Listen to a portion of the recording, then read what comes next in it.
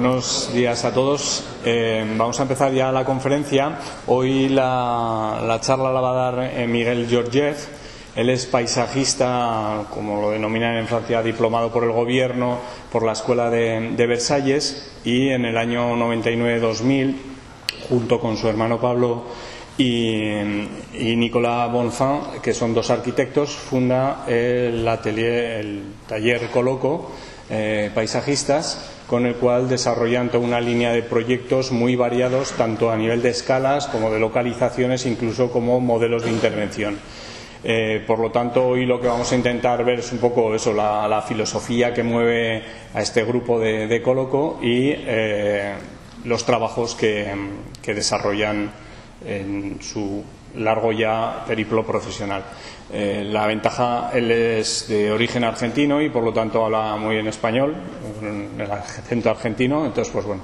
yo simplemente ya le dejo la palabra y comience. Bueno, primero agradecerle también el desplazamiento, que ha sido complejo para poder llegar hasta aquí, y sobre todo con el estado de salud en el que se encuentra, pero vamos, entonces muchísimas gracias por todo ello. Voy a tratar de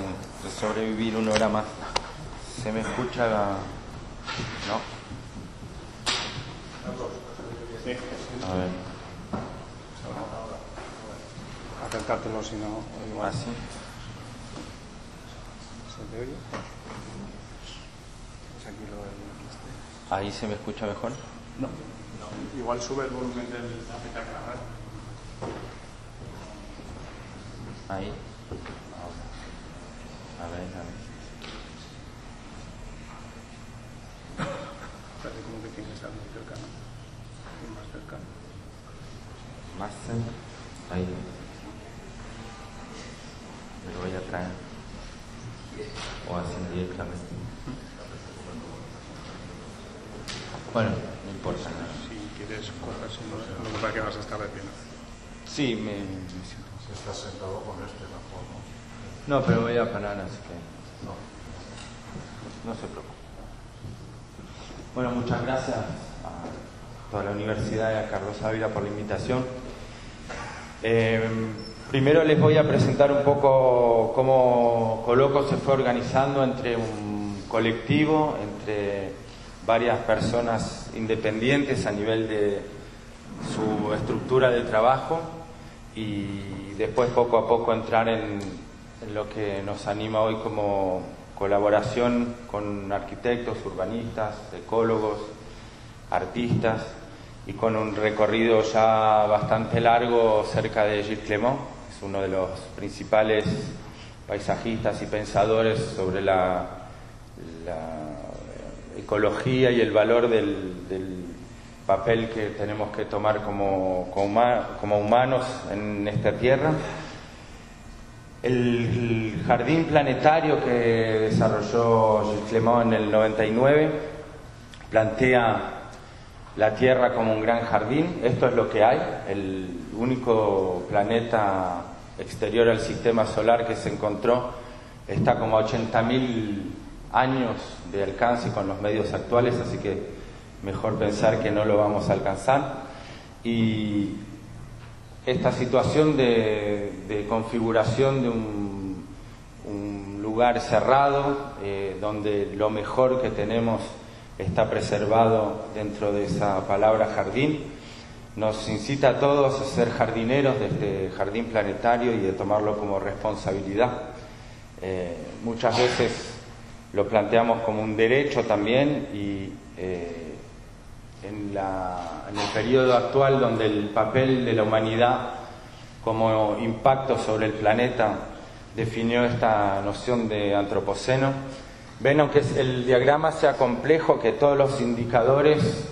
revientan, explotan en curvas exponenciales sobre todos los impactos que tenemos hoy en día sobre el planeta, y sobre ese diagrama se logra ver lo poquito y lo mínimo que queda como dinámica primaria, natural, exclusivamente natural. Y hoy en día este es el marco de intervención que tenemos sobre el paisaje. Esta es la previsión en 2100 de la configuración de las ciudades europeas con respecto al cambio climático. no localizaron a Zaragoza, pero me imagino que estará casi que ya afuera de la parte sur del diagrama. Ven a Estocolmo en lugar de Roma, Viena ahí por, que será entre Valencia y Madrid, y toda esta configuración que nos obliga a pensar el paisaje como algo dinámico y como algo que hay que saber anticipar y que hay que saber dominar de alguna forma en nuestra forma de relacionarnos con él. Quería plantear también que la situación actual no es una situación de crisis ecológica, no hay ningún tipo de perspectiva de mejoramiento. Sin embargo, la amplitud de dicha catástrofe es muy variable. Eso invita a repensar radicalmente todas las estructuras de creación y cómo ustedes, jóvenes, después de la primera fila, les pertenece esa responsabilidad de inventar nuevos modelos, de inventar nuevas relaciones a la naturaleza que nosotros cada vez más tratamos de replicar con una historia de la que heredamos una relación a la naturaleza complicada. Y entonces en Coloco nos planteamos toda la relación a los paisajes urbanos, como una necesidad de inventar metodologías y nuevos sistemas de relación con el proyecto mismo, con los clientes, con los usuarios, en relación a estas nuevas oportunidades de cambio de sistema. Hace muy poco que se empieza a manifestar contra el cambio climático y a responsabilizar a los políticos y a todos los que tienen algún poder de decisión, pensando que no queremos vivir en un planeta inhabitable. Como inspiración, algunas imágenes de ciudades que lograron combinar la intensidad urbana máxima, acá Cape Town en Sudáfrica, con las entidades de protección máxima de la naturaleza, que son los parques nacionales en general, acá el Table Mountain, el Parque Nacional de las Calanques en Marseille, donde se ven esa relación de coexistencia entre las dos estructuras de protección natural y de desarrollo urbano. A ver cómo podrían fusionar, cómo podrían hibridarse y cómo podemos pensar que la metrópolis no es solo un lugar contaminado, complejo a nivel de lo que propone como calidad de vida. Hong Kong, con su extrema densidad en la parte del puerto y en Kowloon, y también ese parque nacional tropical súper exuberante que propone como vista sobre la ciudad. Buenos Aires, la Reserva Ecológica Costanera Sur, son 350 hectáreas de un terreno baldío abandonado que se hizo con lo que se demolió de toda una serie de viviendas muy pobres que había entre el aeropuerto y el centro de la ciudad, y que se demolieron en el 78 para recibir al Mundial de Fútbol. Se tiraron al río y 20 años después se creó una zona de las más ricas a nivel ecológico, que fue proclamada zona Ramsar en el 86, y que hoy en día le brinda el paisaje más interesante a nivel ecológico, por lo menos a la ciudad próxima. Después hay otras entidades más grandes, pero son esas configuraciones y combinaciones de naturaleza y de acceso a la naturaleza que nos importan mucho. Esto es en Bruselas, y la necesidad de vivir a escala 1 esa naturaleza, ese paisaje, ese tipo de acciones sobre la naturaleza que tenemos, y muchas veces, siempre diría, nos gusta llevar a todas las personas que participan de un proyecto, a las entidades públicas en general. Nosotros trabajamos en Francia más con el sector público, pero igual es muy importante poder compartir a escala 1 la emoción, la sensación que es estar físicamente presente en un paisaje y opinar y tener una influencia sobre ese paisaje más allá del papel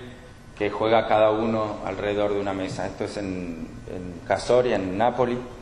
donde nos invitaron a crear un jardín participativo, y este es el primer encuentro en el que llevamos a todo el mundo a visitar simultáneamente el paisaje. Después, en el caso de las infraestructuras ecológicas, yo trato de no hablar nunca de verde. El verde es un color que podemos usar todos, que no tiene nada que ver con la biología y la ecología que albergan las estructuras ecológicas, para ver cómo actuamos como paisajistas, como urbanistas, dentro de ciertas escalas que influencian tanto la relación a la especie, que la relación a la cultura, a los servicios ecosistemáticos, y a qué escala interviene nuestra profesión. En ese sentido es muy importante y muy interesante trabajar con ecólogos, con sociólogos, que logran ampliar el efecto de nuestra práctica a otro tipo de entendimientos y de sistemas. Este es un esquema que había hecho un estudiante de Versailles, que me parece ser bastante complicado, como todos entendemos la relación que tenemos con la naturaleza, con los elementos, y tratando de investigar cuál puede ser nuestro propio esquema, nuestro sistema de representación de las relaciones que tenemos con la naturaleza. Y a partir de ahí el trabajo sobre el espacio físico de la ciudad, es el que tratamos de apropiarnos a través de distintas formas de representación, de distintas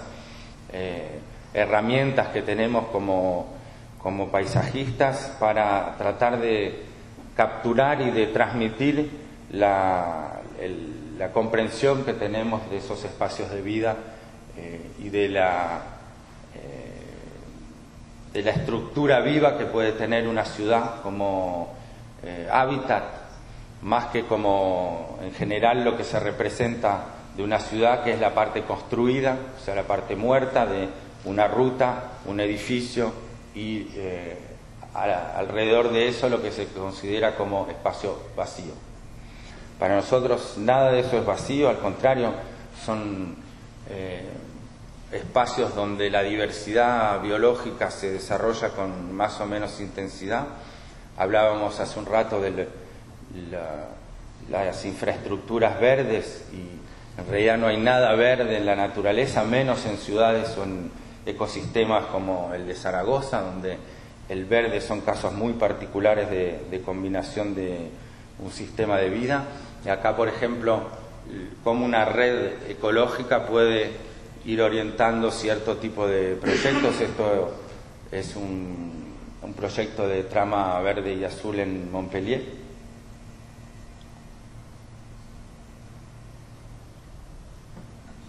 donde se trata, ven que todos estos dibujos son identificaciones científicas, obviamente que por detrás hay inventarios, hay un trabajo de ecólogos, pero también esa necesidad de poder contar y transmitir la diversidad de los espacios de vida urbana. Con otro tipo de representaciones también entender que el tiempo de la ciudad y el tiempo de la práctica de la ciudad nunca es lineal, ni ofrece también diferentes tipos de valor y de relación a ese tipo de espacios. Y aquí, por ejemplo, no sé si ven muy bien, pero es como tratar de representar varios sistemas de matrices en la representación del paisaje y de visiones simultáneas de distintos paisajes urbanos. Después una serie de investigaciones donde el proyecto, cuando uno se proyecta en el tiempo y en la evolución de un paisaje relativamente grande a nivel de su escala, combina planos de existencia de ese paisaje muy distintos, que son el plano del sueño, por ejemplo, el plano del arte, el plano político, toda la relación que tenemos con los términos políticos de decisión, un plano ecológico y el plano del tiempo también, que hace que en realidad la capacidad de proyectar no es más que un viaje a través de esos planos de existencia de cada paisaje. Ahora se los voy a mostrar con otro tipo de representación. Por eso nos importa más que nada ir a buscar la sensación, la emoción, la opinión de los que viven localmente en esos paisajes que nos toca trabajar como profesionales. Y entonces desarrollamos ciertos tipos de herramientas para compartir visiones que en general para nosotros son fáciles de entender, como una foto aérea, un plano, pero que en realidad mucha gente no logra proyectarse en ese tipo de espacios. Entonces ir a buscar esa forma de representarse su espacio de vida es muy útil para nosotros, para poder imaginar cómo entender y proyectar en un espacio que tiene varios tipos de realidades. Aquí son lo que llamamos los planos de bienes comunes, que combinan diferentes representaciones con un análisis de, por ejemplo, funcional, de lo que puede haber como distintas prácticas. Y algo que es muy raro tener en una ciudad es la combinación de todos los proyectos sobre un mismo espacio. En general, los servicios de ingeniería, los servicios urbanísticos no tienen combinados esos tipos de acciones. Entonces, el convocar a los diferentes servicios de gestión urbana en un mismo espacio simultáneamente da ese tipo de visiones donde se comparten y se combinan visiones específicas, proyectadas también en el tiempo, en los ciclos naturales del tiempo, que pueden ser las estaciones, lo que hablábamos de cambio climático, los ciclos de vida de cada paisaje, y también los ciclos de uso de ese paisaje, pueden ser las vacaciones, los fines de semana, los tiempos políticos, y para ver cómo va a vivir, o la capacidad de resistencia a diferentes proyectos de ese espacio. Acá otro tipo de representación también del tiempo del proyecto como secuencias de distintas calidades de tiempo y de distintas frecuencias de tiempo, donde el proyecto urbano, proyectos donde se trata de definir evoluciones sobre 10 años, 15 años, 20 años, tienen que sí o sí elegir el mejor recorrido posible entre la combinación de esos tiempos, igual o más a veces que a nivel espacial. Entonces, eso nos llevó a tratar de romper el esquema tradicional del proyecto de arquitectura como base de trabajo, donde se empieza a esbozar algo un poco definido, y poco a poco se va definiendo cada vez más, hasta que en fases operacionales ya el proyecto se transformó en algo totalmente rígido, que no nos queda otra oportunidad de realizar eso. En realidad, en el paisaje y en general en espacios urbanos, hasta que el proyecto se cumpla después de varios años, el contexto cambió tanto que se nos ocurrió un modo más de esta configuración, como la trama de Moebius, que hace que siempre se vuelve a explorar un sitio de una manera distinta, a elaborar estrategias de cambio, de transformación de esos espacios con otros criterios, hasta activarlo, construirlo con diferentes tipos de proyecto operacional, y también transmitir el proyecto, transmitir la evolución de un espacio urbano como algo muy importante, que tenemos que luchar para que nuestro proyecto sea entendido por por los políticos, por los técnicos y por los habitantes de esos lugares. Muchas veces el fallo de un proyecto urbano es por falta de comunicación, falta de aterrizaje en una situación humana. Entonces, a raíz de eso le voy a presentar algunos proyectos que pudimos implementar en los años pasados con esta base que trabajamos con Gilles Clément en Bordeaux en el 2013, que dice que durante su evolución la ciudad se organiza sobre la base de criterios que favorecen la comodidad del hábitat de un solo componente de la vida, el ser humano. Durante siglos y siglos y siglos la ciudad recibió al ser humano y nada más. Imaginar que una ciudad se desarrolla a partir del mundo viviente, considerado como un todo, complejo e interdependiente, constituye un cambio que puede modificar profundamente los principios sobre los cuales se desarrolla la planificación urbana. Entender que el ecosistema urbano es lo que va a recibir después todas las proyecciones de infraestructuras, de comunicación, de vivienda y de todos los temas que después van a terminar aterrizando, le da una resiliencia, le da una capacidad de adaptación mucho más grande que simplemente de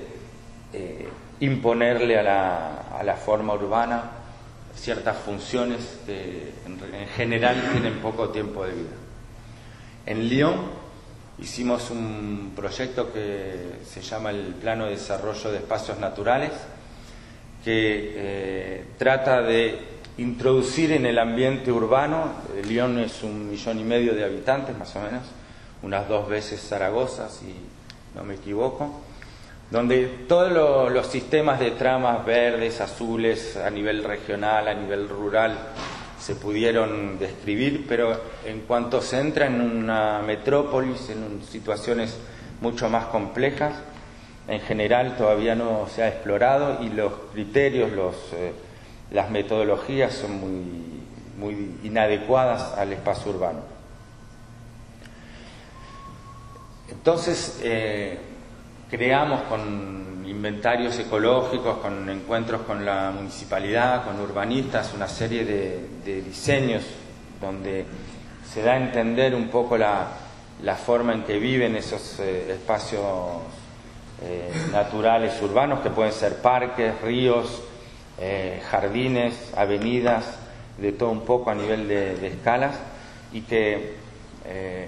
crean la base, digamos, de todo lo que después se va a tener que relacionar como espacio de vida. Esto tiene 2 criterios fundamentales, que es para tener algún valor natural y ecológico, la ciudad tiene que ser permeable, si no estamos en relaciones que pierden mucho su valor ecológico. Y segundo, esos espacios tienen que estar conectados, porque la riqueza de un espacio a nivel biológico es estrictamente dependiente de la superficie que se le ofrece a las especies. Eso después se transforma en planos, obviamente, mucho más dimensionados, mucho más medidos, mucho más proyectados en el tiempo, donde la comunicación y la combinación se puede hacer con otros servicios de planificación urbana y de gestión de otros temas urbanos, y donde se identifican tipologías de naturaleza que son como órganos o piezas de ese sistema, que son núcleos primarios, núcleos secundarios, ríos, parques, zonas naturales, y donde en realidad todo el ecosistema urbano es la articulación de todas esas tipologías entre sí. Y después se va explorando a escala 1 mucho la realidad del espacio urbano, donde se trata de identificar y de relacionar cada espacio de permeabilidad con el otro para crear un sistema de conexión entre todos estos espacios. Esto es el barrio, el arrondissement 4 y 5 de Lyon, con toda una zona acá de gran relieve, y donde este tipo de documentos sirve mucho para que los servicios municipales adopten esa visión de la naturaleza. Y después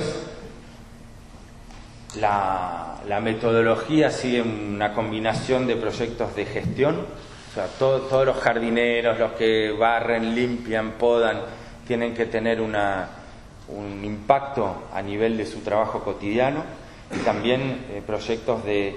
transformación, de revitalización, que combinados hacen como una cadena de proyectos de diferentes temporalidades, de diferente alcance, de diferente presupuesto también, y donde la solución no es hacer uno grande, sino muchos de diferentes naturalezas. Y esto, por ejemplo, era el plano de creación de espacios de conexión durante un mandato de la alcaldía de León. O sea, tienen 4 años de tiempo electoral para realizar estos 10 proyectos que logran combinar toda la parte de corredor ecológico. Una ciudad cerca de Lyon, que es Saint-Étienne, donde trabajamos casi simultáneamente con relaciones muy distintas al poder público. Aquí también se trata de entrar al centro de la ciudad. Saint-Étienne es una ciudad industrial muy abandonada, con mucha problemática de empleo, de contaminación. No sé qué equivalente puede tener en España, alguna ciudad quizás del País Vasco o algún puerto, y donde lo poco que queda de naturaleza son zonas de colinas, donde todos los grandes parques, que son varios, hay 9, en realidad son muy inaccesibles para el que vive en la ciudad, y entonces tratamos de conversar y de comentar con la planificación urbana cómo se podían combinar diferentes niveles y tipos de acción,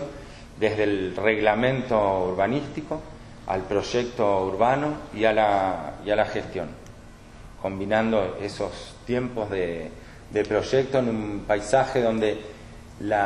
el desafío es hacer sentir a la naturaleza dentro de la parte más densa, con una relación entre diferentes tipos de acceso a la naturaleza, zonas abandonadas también, de lo que Gilles Clément llama el tercer paisaje, que es toda esa combinación de espacios espontáneos donde la riqueza ecológica es la más grande. Y acá el sistema relacionaba la vivienda, digamos, el lugar de la intimidad, con de la calle a los parques, de los parques a esas colinas más lejanas, y de las colinas a los grandes parques nacionales o rurales que están alrededor de Saint-Étienne. Entonces, cómo operar ese tipo de combinación entre tipologías de espacios naturales, para no decir verdes, con una aclaración de la tipología de elementos estructurales, también con la forma en que se pueden usar y cómo se puede aproximar uno haciendo deporte, teniendo niños, con las diferentes variables del uso de los espacios verdes, para entender que cuando uno está recorriendo un pedazo de todo ese sistema, está incluido en toda una visión de la naturaleza como espacio de vida y como espacio de vida urbano. A través de ese sistema se trata de llevar mucho a la gente a reconocer sus propios espacios de vida y cotidianos. Entonces, esas son cosas que tratamos de implementar mucho, con ese mapa de todo el sistema de naturaleza urbano, llevado a escala 1 a reconocer lo que los vecinos pueden informar y cómo pueden compartir, que este tipo de espacio, en realidad medio abandonado, espacio del olvido de la conciencia colectiva, en realidad se integra dentro de un sistema mucho más valioso de relación a la naturaleza, el mismo ejercicio acá con los políticos, donde subimos a un mirador sobre toda la ciudad para hacerles entender qué tipo de riqueza tienen en zonas que no tienen ningún tipo de beneficio o de rentabilidad económica. Es muy difícil para un político invertir en algo que no tiene un retorno económico o de comunicación relativamente rápido, que es el caso de los parques y de la trama verde y azul. Y acá es una reunión de todos el staff político, digamos, de la ciudad de Saint-Étienne, donde el pasear sobre la ciudad y el poder nombrar cosas inclusive con una implicación física del cuerpo fue muy valioso para ellos, para poder discutir y darles herramientas de discusión todos juntos. Esto es el plano general que resulta mismo en 5 por 5 metros, lo metimos ahí en la alcaldía, y donde cada uno logró identificar secuencias, barrio por barrio. Esas secuencias tienen una apropiación de grupos de habitantes o de políticos, y donde acá todas estas ramas, digamos, después van a dar una serie de proyectos donde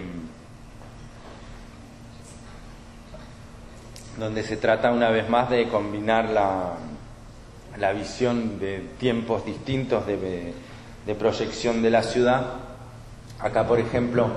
se logró comprar una parte de tierras privadas en toda la parte de reglamento. Se logró inscribir ciertas zonas protegidas como zonas naturales, donde no se podía más construir. Y acá lo importante fue entender con el sistema que les mostré antes, que en realidad aquí había un proyecto de parque de 1,5 hectáreas que terminó siendo un proyecto de parque de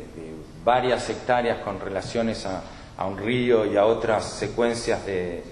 naturaleza, donde el verlo como conjunto y como relación de un espacio vivo le dio a cada uno de las personas, de los técnicos o de los políticos, una capacidad de intervención dentro del sistema. El que trabajaba con el reglamento dijo: yo puedo declarar esta zona natural y fijarla en el reglamento como algo que tiene que ser natural. En la parte operacional, los urbanistas dijeron: yo tengo un poquito de plata por ahí, voy a poder hacer el ingreso, la entrada y demoler una casa abandonada para poder mejorar la entrada. Buenísimo. Y de la gestión también y en la comunicación. Entonces la combinación de todas esas actuaciones que en general no trabajan juntas en las municipalidades, no sé cómo será aquí, pero me temo que sea igual que en todas las zonas en el mundo, donde cada uno tiene su herramienta y trabaja poco con otros tiempos de acción. En realidad dio este esquema que permitió hacer entender que estábamos hablando de un parque lineal que relaciona un parque regional con una zona Natura 2000 y que permitió que todos se reconozcan a todo ese corredor ecológico como un parque potencial y lo integren a la parte urbanística. Ese es uno de los 10 casos que detectamos en la ciudad de Saint-Étienne, y por eso el ver a la naturaleza como sistema en general tuvo muy buenos resultados de proyectarse en un espacio dinámico.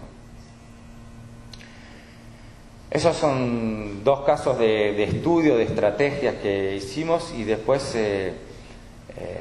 hay toda una metodología que desarrollamos, que es la invitación a la obra. Gilles Clément dice también en un momento que compartimos en la Escuela de Versailles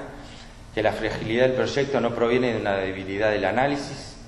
siempre perfectible. Eso lo sabemos y lo saben muy bien ustedes cuando entran en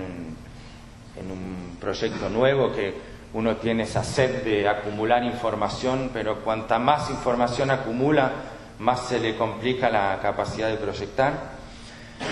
siempre perfectible, pero de un fallo en la capacidad de soñar. Y esa capacidad de soñar no es dependiente de la capacidad, de la cantidad de conocimiento que tenemos sobre un espacio, sino de poder inventar esa chispa, esa creación, esa creatividad que hace que no practicamos una profesión de ingeniería o de una matemática del espacio urbano, sino que esa capacidad de crear es la fuente, creo yo, de la riqueza de los espacios que podemos compartir. En Montpellier, el trabajo que nos pidieron en una estrategia de gestión de espacios residuales, estos espacios del tercer paisaje, que en general son espacios olvidados, abandonados, poco visibles desde lo que se recorre en la trama práctica, que son muy variables a nivel de su tipología, de su formato, de su composición, de su materialidad, en general muy ricos desde el punto de vista botánico,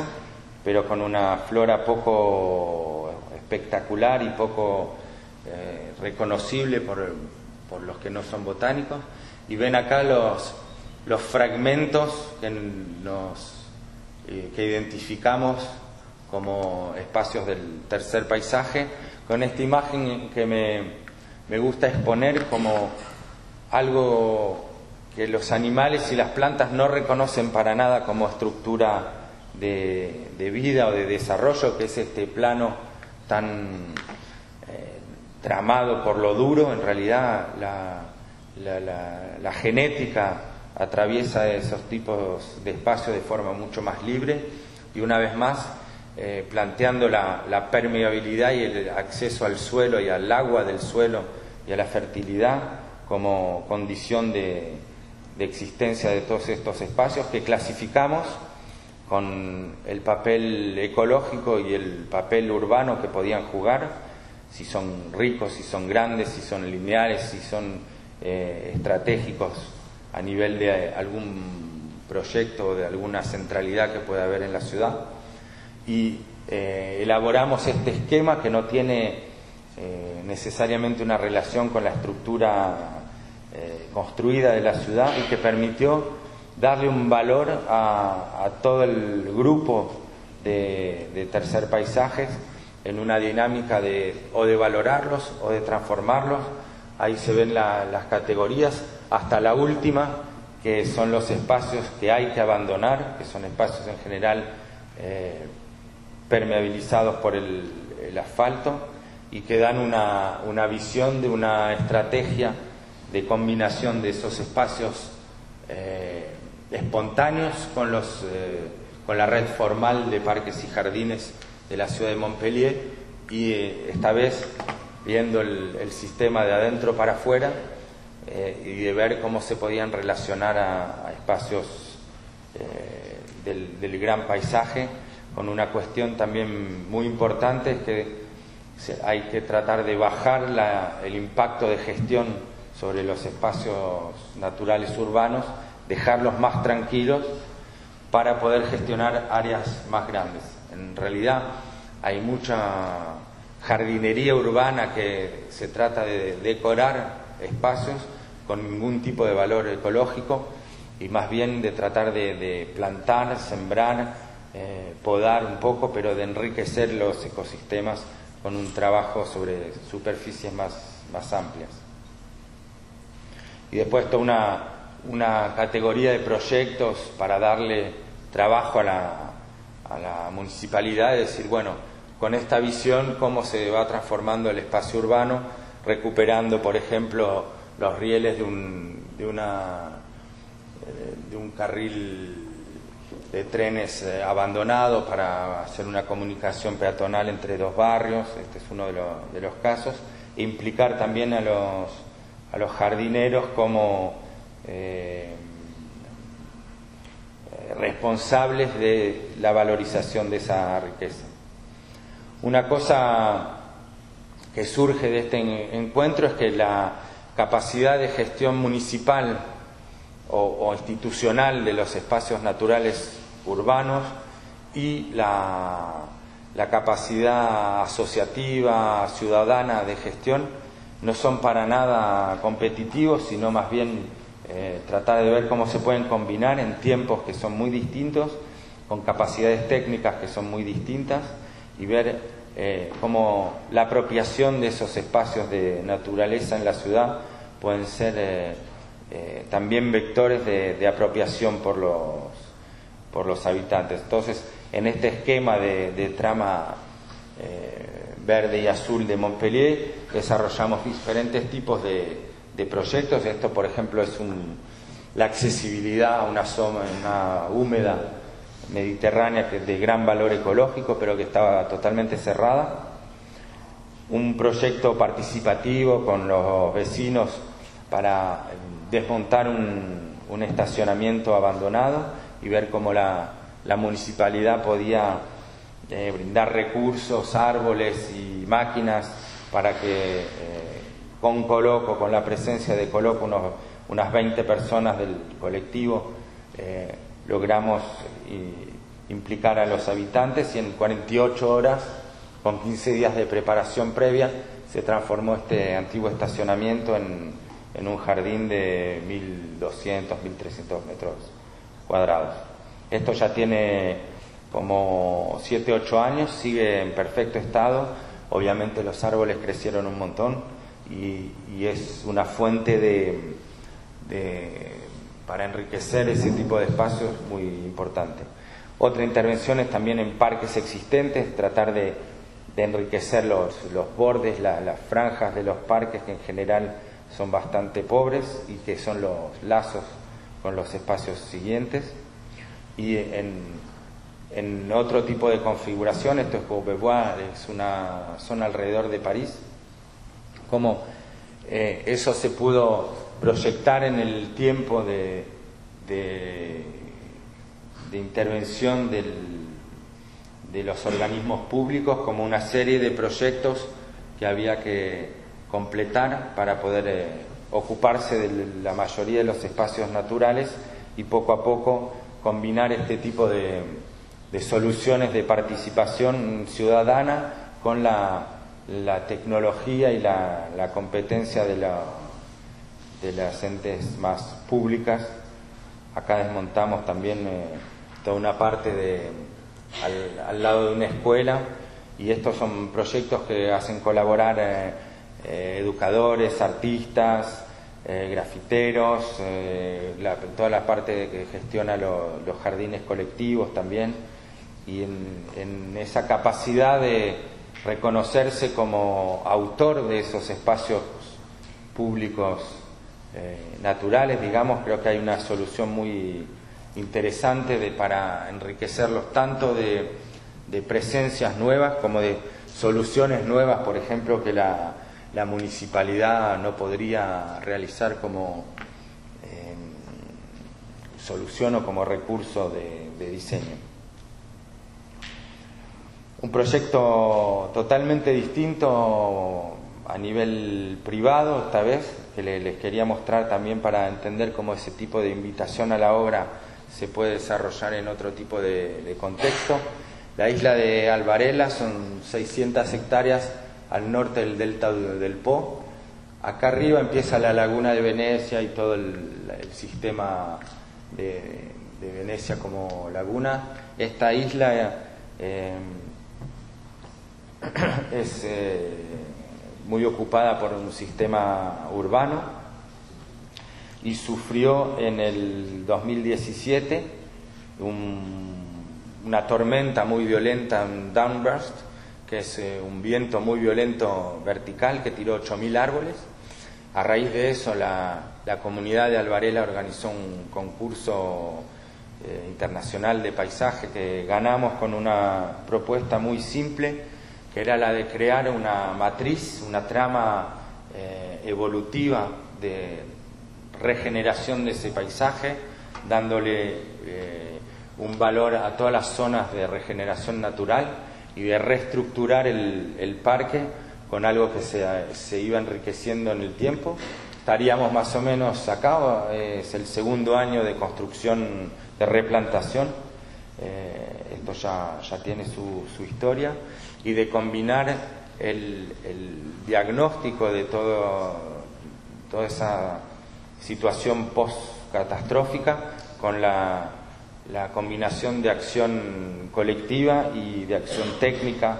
porque ahí además hay jardineros bastante competentes, y de ver cómo esa matriz va integrando la estructura urbana para darle otro esquema, y cómo va enriqueciendo también zonas de regeneración donde se deja simplemente la naturaleza crecer, que obviamente en superficie y en cantidad de árboles va a ser mucho mayor, pero hay que poder integrar en algo que a nivel de comunicación se lee como un área que va a haber que esperar para que sea interesante a nivel natural. Con tipologías también de qué papel de estructuración le hacemos jugar a qué organización vegetal, en diferentes tipos de vegetación que se van combinando, y un poco este esqueleto natural que se implementa en los primeros años con nuestra participación y que después se deja vivir en tiempos mucho más largos, inclusive infinitos, ¿no? Y con todas las tipologías vegetales que van organizando los árboles que estructuran, los que producen fruta, los que producen señales urbanas, recorridos, toda una cuestión también de cómo eso se organiza como recorrido. Y en casos como este también la propuesta de invitación a la obra como forma de relacionarse con el mundo vegetal y como de plantar sus propios espacios de vida y de ocio en toda la zona alrededor de la vivienda. También reconociendo algo muy importante, que es el valor de los jardineros, el valor de todo ese cuerpo de profesionales que trabaja para limpiar, hacer crecer a la ciudad, y que en general no vemos, ni les hablamos, ni entendemos cuál es el punto de vista de esa gente sobre los espacios de vida que aprovechamos nosotros como ciudadanos. Y también introducir al niño como pieza fundamental de ese juego de enriquecimiento natural de los espacios urbanos, en este caso, para poder compartir con ellos esa visión también de la naturaleza como algo dinámico y como algo que hay que cuidar. El último proyecto que les quiero mostrar es un proyecto artístico para una Bienal de Arte Contemporáneo en la ciudad de Palermo, en Sicilia, que llamamos Becoming Garden. Es la sensación de desafío al implantar un jardín, o sea, iniciar un ciclo de vida eterno, como dice Gilles Clément. Para hacer un jardín hace falta un pedacito de tierra y la eternidad. Y acá en Zen trabajamos en una zona que ahora les voy a mostrar, muy complicada, sumamente tensa desde el punto de vista social, un conjunto habitacional de 15.000 personas ilegales, y con esta sensación de acceder al suelo fértil como condición. Zen 2 es un proyecto de Gregotti de 1981, que ganaron el concurso y que apenas se terminó de construir 15 días antes de tener los certificados de vivienda. Lo ocuparon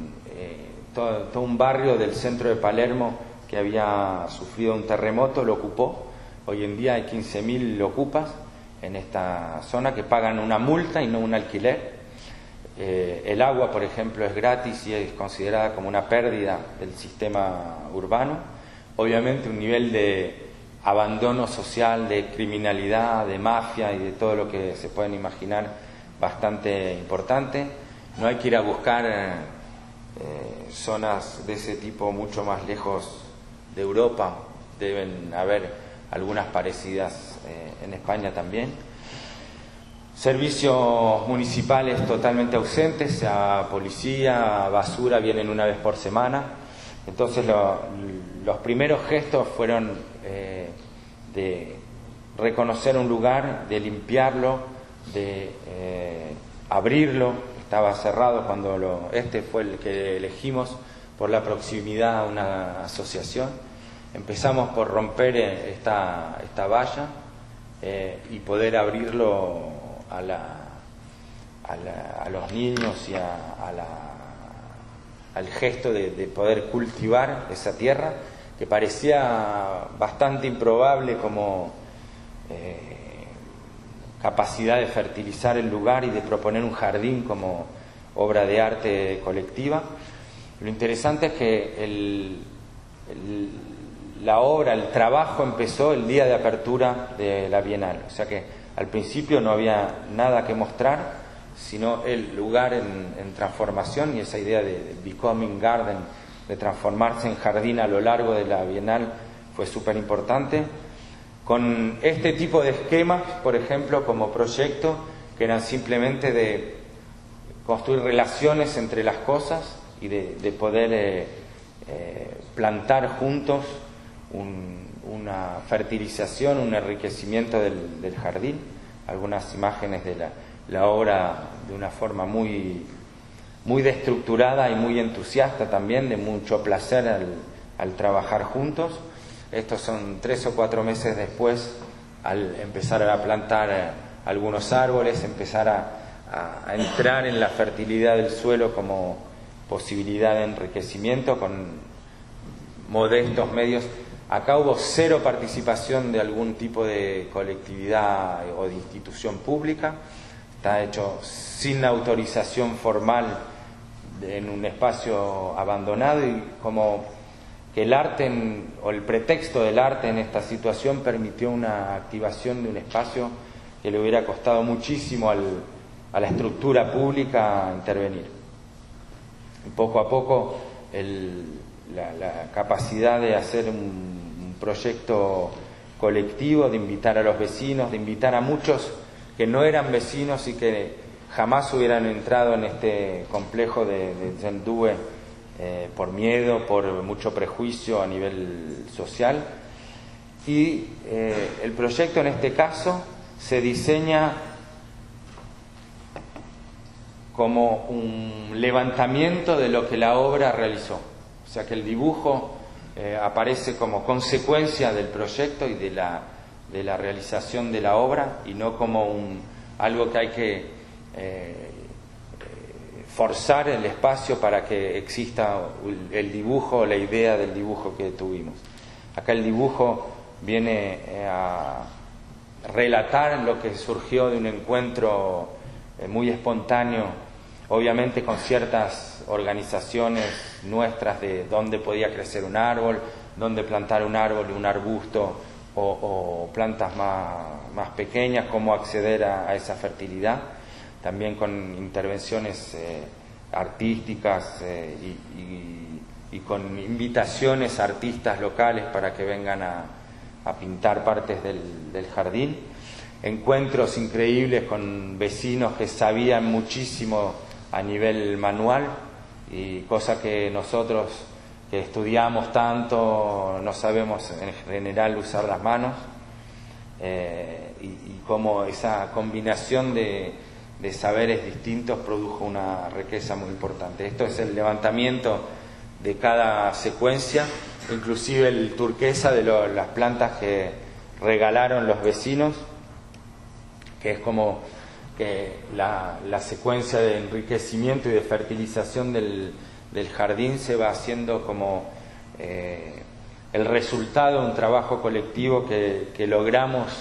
hacer vivir, que logramos que esa situación de jardín exista y que las plantas vivan bien. Y acá unas visiones poco a poco de cómo también eso hace salir a los vecinos de la parte superior y empieza a atraer gente, como la creación de un espacio público más allá de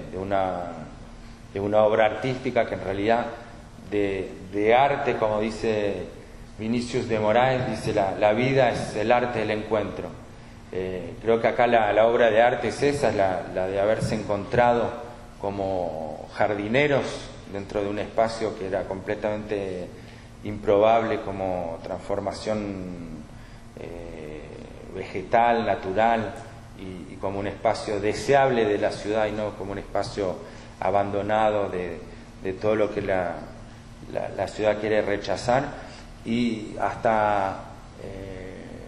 diarios o medios que fueron a ver en Zen otra cosa que asesinatos, violencia, mafia, etcétera. Y poco a poco se va fertilizando, se va enriqueciendo con estructuras, muebles, juegos. Esto es una lancha abandonada que estaba ahí, que recuperamos. No hay ningún tipo de función implantada en el jardín. Hay estructuras que se pueden interpretar como uno quiera, pero no hay un tobogán,